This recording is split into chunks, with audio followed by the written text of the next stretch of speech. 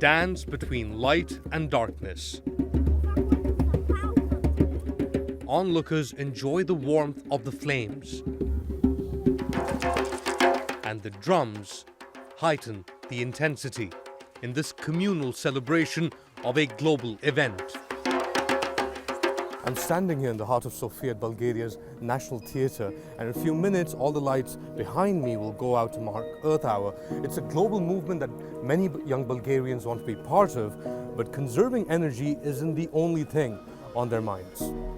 Corruption on every level. I don't really want to talk about it because it's a crucial thing. I don't like politics. It divides people, okay?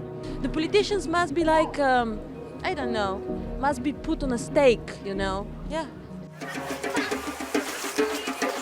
Politics and corruption have become a rallying call for Bulgarians. A decade after joining the European Union, Bulgaria is at the bottom of its corruption index. Some people say the EU has gone soft on corruption in the country, but others feel it's the Bulgarians who must change their ways. Enter Slavi, one of Bulgaria's most iconic entertainers. On his show, he hosts musicians and takes on politicians. And now Trifonov wants to have a go at corruption.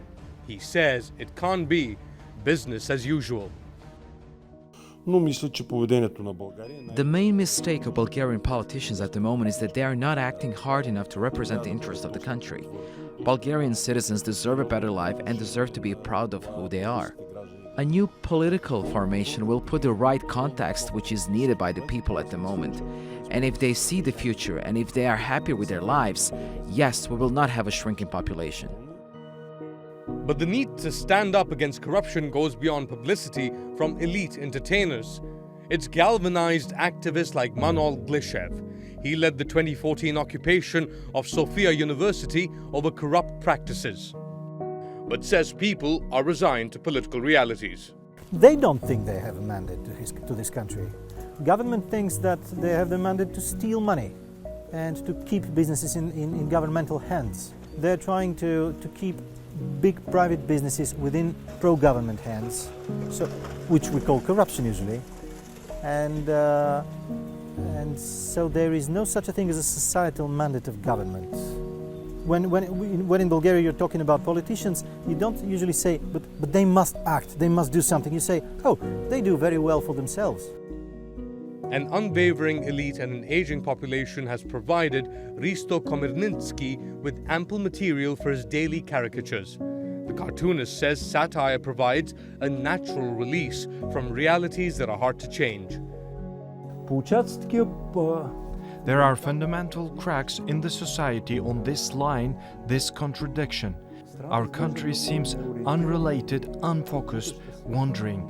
People are confused about which community they belong to, whether they are Europeans or they are closer to Russia.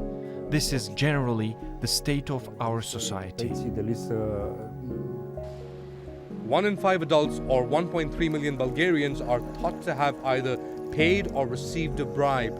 But in 2015, only 72 corruption cases were settled in court. That year, Risto Ivanov quit as Bulgaria's justice minister over failed judicial reforms. He's formed a new political party, Yes Bulgaria, to fight what he says is corruption rooted in Bulgaria's communist past. A corrupt past which is now part of the deep state. Bulgarian citizens were hoping that, we join forces with Brussels, and then we're able to sort of balance the equation and sort of push Bulgaria into the right direction. Brussels then, for political reasons, discovered that it's much more easier and comfortable to deal with the leadership of Bulgaria. You get the Bulgarian Prime Minister always to vote together with the Commission or with in Berlin. So why spoil this nice cooperative relationship by saying you're corrupt, you need to reform? Is there a deep state in Bulgaria that is hampering reforms, anti-corruption reforms? Many of the elements of the problems that we see in Bulgaria are inherited from the communist time. You can argue that much of the structures that are allowing for the specific model of Bulgarian corruption are inherited from the communist time. Because corruption in Bulgaria is not just something in the air. It's fairly well organized. It's a fairly complex mechanisms that are allowing for abuse of power and abuse of public interest and happening under the nose of the European Union. Yeah, and much of these practices, much of these structures, much of these social networks are going back. Their roots are in the communist times. You actually see that the top level operators of this system, you can call it the Vindevlet, you can call it mafia-like, you can call it capture state. There are many conceptual frameworks for explaining it, but the people that are on the top of it, their biographies are almost always leading towards the communist secret services. So it's fairly easy to say that there was an effort to, at the end of the communist regime, to sort of converge the power that they had into economic and media and institutional influence that will actually allow them to continue controlling the country.